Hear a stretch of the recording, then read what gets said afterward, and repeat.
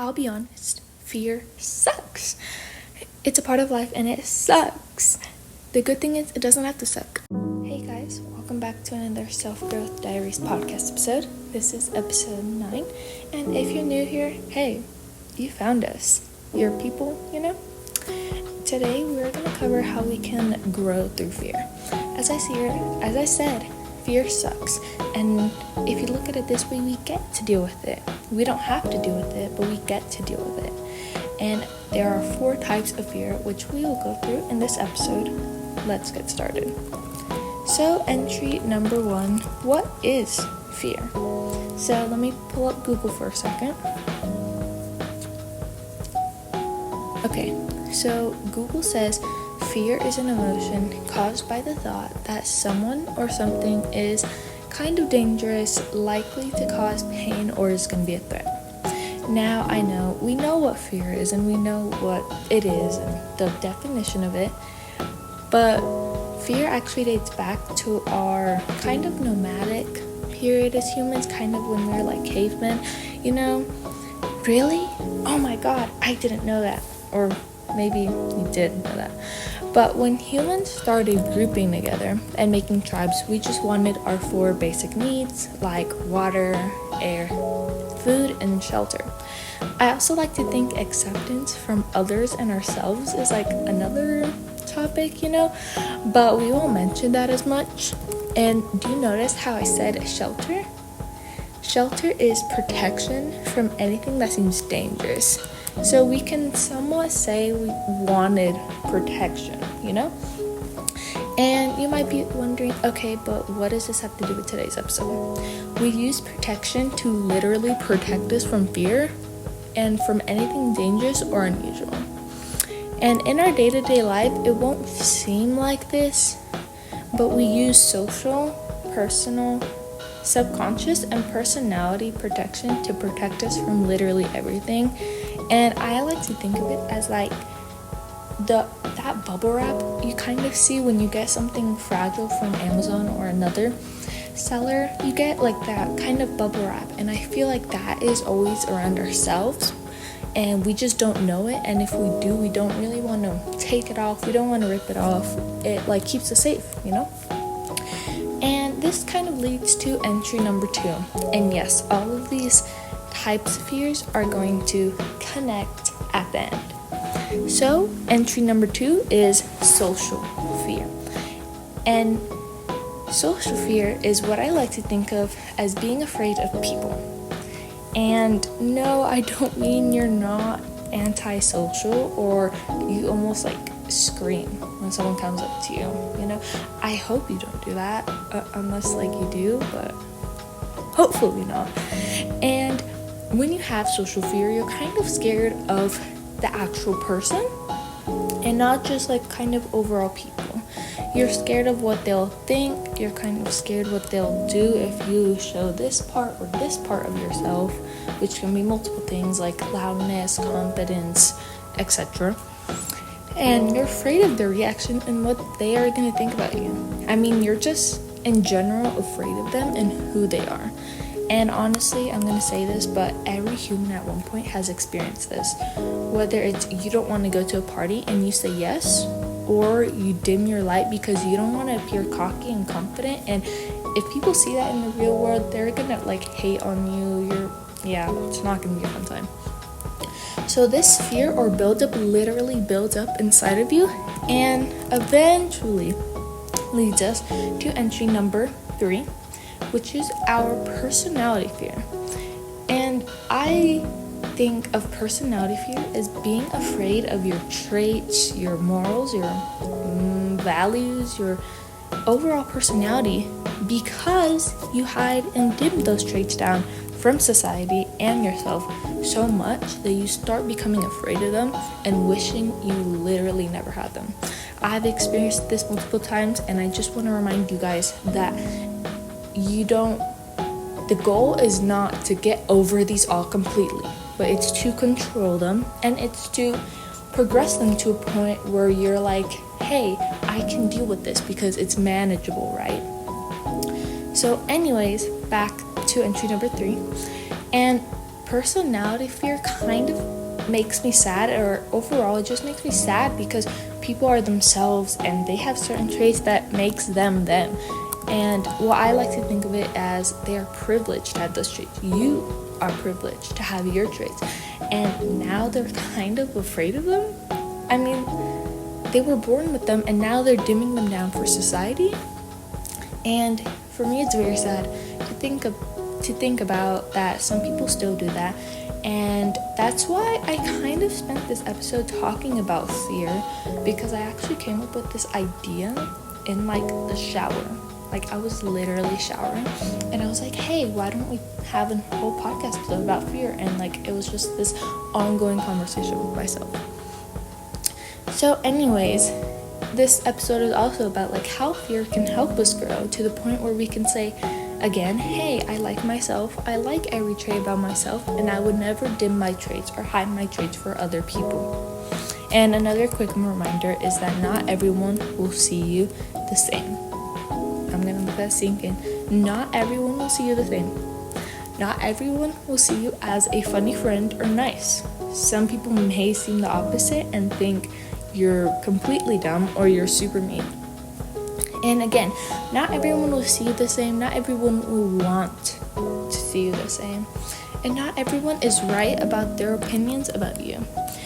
Even the definition for opinion, and I actually did search this up on Google, and I have it pulled up right here, is that an opinion is a statement that is not based on evidence or knowledge. So they're making their opinion without any evidence or knowledge from you that supports their statement. Now this leads to entry number 4, which is personal fear. And I dislike this stage. Like, it's not vibing. It's just I just don't like it, guys. Like, it's just and I just hate it with my whole soul, because this is a point where you let fear drive you or you drive fear. Okay, if you put fear in the front seat and you're in the back seat, or unless you put fear in the back seat and you're in the front seat driving. Okay, and once you start fearing yourself and your traits, that's where the thoughts, ideas, and even actions can kind of come into play. And I want to warn you that this process can happen very quickly. This whole process can happen in an hour or take as long as a decade to realize what you're doing and realize this process and actually start to change it. And you might be wondering, well, how can this happen in an hour? Okay, think about it like this, right? You go to a party, or a friend asks you to go to a party. You say yes instead of saying no. The whole day, or maybe even for that hour, you're like, why did I say yes? I wanted to say no. I had some homework to do, but today was family game night, or today. And then, again, those thoughts start coming into play. Then they start being ingrained. And then they kind of slowly but also quickly start to rewire our subconscious, which we will all get to in this episode, okay? And personal fear also covers like the starting to believe what you're saying, and like the shaming stage where you're like, oh, why did I say yes, or oh, I'm so dumb, or oh, it's just like all these thoughts racing around your head. And this is where I like to think that your ideas and thoughts become personal. Like, you've been with yourself since before birth. If you think about it, like you kind of have, you know, if you think about it. And the thoughts that are creeping in are from that evidence and from those experiences that you kind of have to back up from your life. And I just want you to know that was in the past, okay? It does not matter. And sometimes humans have those similar thoughts, which is why, like, we have these posters, you know, at school or maybe even at university still, that have like, stop saying you're dumb and come to the counselor for help, or whatever the case is, right? But the thing that is different is the different reasons and evidence we have to prove to ourselves. And once we quote unquote prove ourselves right, which is honestly never the case, okay? We just literally overthink, okay? And once you start to overthink that, again, you start to make scenarios and whatever, right? And slowly, these thoughts are in your head and will quickly, but again, like kind of slowly be ingrained to subconscious fear. And this is entry number 5 now, which is the subconscious fear. And I don't know why, but I literally love talking about our subconscious, and it's just so fascinating, you know? And the subconscious is where is like the most important part of our life, our experiences, and it's literally probably almost all part of humans, right? And we make decisions based on our subconscious, and our subconscious kind of influences us and persuades us in a way that we can't even see or comprehend. And okay, I honestly love talking about our subconscious, and I will probably make a whole podcast episode about this after this. But I just love it because it's kind of like the ocean. I mean, some people like to think about it as an iceberg, right? You see the tip of the iceberg, and your subconscious is the bottom. You can't see it, and it's just influencing everything there. But I like to think about it as like the ocean because it's so vast, it's so huge, and it's just, we've literally only seen 5 or 10% of the ocean. And it's kind of the same idea with our subconscious. We never really dig deep into our subconscious. We kind of avoid it. We don't even know it's there. That's why it's called our subconscious, okay? And the best way to look at your subconscious is like an ocean, kind of, right? You can see the top, you can kind of see the sky, the sun, the wafty clouds in the air, right? And you can see kind of farther down, but obviously we know if we go farther down, and you're gonna soon get to a dark and a very colder point in which we have to go in with a submarine. I love submarines. Okay, that's like off topic. Anyway. Okay, same idea with our subconscious. Once we observe ourselves, once we observe others, and once we observe stimuli, which is things around us, literally everything around us is stimuli, and we tell ourselves those horrible ideas and those horrible thoughts and all that other stuff from previous types of fears, they get rewired into our subconscious, making it harder to get rid of them. They're kind of like parasites. I like to think of them as like parasites, you know, because those thoughts are parasites, and those parasites are coming onto us, and it's really hard to get rid of parasites, and they're gonna hurt when they are rid of.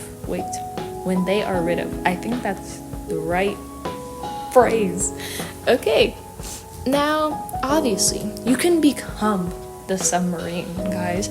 Like, you are the submarine, and you can go deeper in your subconscious.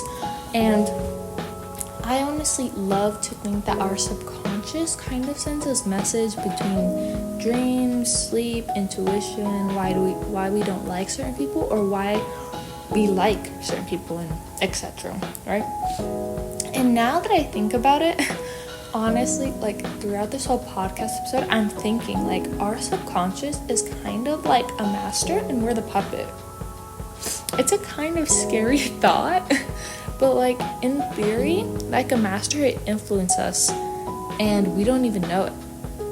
And we're just kind of the doll or thing being pulled by the strings, which could obviously be good or bad strings. And honestly, like this thought like just popped into my head that it's kind of like Coraline. If you think about it, right, our subconscious is the other world, and like Coraline, right, it turned out to be really great in a really great place. And that's what our subconscious can be. We can tell ourselves, hey, our subconscious is like a really good place. And then once we start to become that submarine, and once we start to dive deeper into our subconscious, it turns odd. It doesn't seem like actually that fancy or that good, right? And that's what Coraline found out. And there's been a lot of theories where like she's stuck in there, or she becomes the other mother, or whatever else. But whatever the case is, you can't escape your subconscious. You're born with it, and you're always gonna have to deal with it and rewire it. And it's literally like a child. You're gonna have to rewire it. You're gonna have to do all of this to keep it up, and it's always gonna be with you. And I think there's this quote from Coraline where I think it was the part where like she was with the ghost children, and they said something along the lines of, once she gets a hold of you, or once she sees you and likes you, she'll never let you go. It's kind of like that, but less creepy, okay? It's kind of like our subconscious. Once we like our subconscious, or once we dislike our subconscious in a really vast and really big way, they'll never leave us. I feel like I scared you guys a bit with that, but it's just another perspective for you to think about it, right? And it's just kind of scary, honestly. Okay, this leads to entry number 5. I forgot. Like, I just got so caught up in that whole Coraline theory, you know? And this leads to entry 5/number 6, okay? How can I apply this to my life? And I say this with literally every podcast episode, to just start small and keep building up. And I would definitely suggest starting with one type of fear. And for me, I can never just do one type. I can try, but I kind of get like drifted off some places. And that's what I do with literally everything. I will finish 13 going on 30 and start Pretty in Pink, and I will never finish Pretty in Pink. And then I will start Me Before You, and then I will start How to Lose a Guy in 10 Days. And yes, they're all rom-coms, but like it's a whole mess, okay? And then I go back and I have to finish that one, and it's just not fun, okay? But I would suggest for this whole topic to just try with only one type of fear. And again, if you could start small instead of starting big, so then you don't get overwhelmed, or you don't get anxious, or don't even start with multiple, because again, you can get stressed or anxious, or even worsen your current state or condition, or whatever you want to call it. And I would say just start with any type of fear, because the whole cycle, and I think of it as a cycle, it can start anywhere. Like, it can literally start in our subconscious. During childhood, we get this thought, okay, right? And this transfers over to society, to that social fear, right? Yes. It goes to that social fear, and then we think, wait, I should hide this from other people. And then this goes to personality fear, and then this goes to personal fear, and then it always circles back, and it's kind of like a cycle, right? And pick the one that you feel the worst at, and once you do that, you can grow it, you can progress it and improve. And then once you get to that point, it will improve itself in other areas of fear, you know? And what about actual fear? And guys, like actual fear, like fear of spiders, fear of living an ordinary life. I've seen that so many times on my Pinterest page. Or the fear of water, I don't know, fear of the ocean, fear of whatever, and all that stuff. And it kind of goes through the same thing about this. I mean, I think the only thing that you don't see with those types of fear is social fear, but I think even then you will still see it, because if right? I'm scared of spiders, guys. Like, they're just so scary. And I think it all started out in subconscious fear, right? Because in childhood I was like, I didn't like that thing and whatever. And then I told my friends and I told my family, I was like, hey, I'm afraid of spiders. And then that turned over to personality fear, which was like, okay, now I'm a person that hates spiders.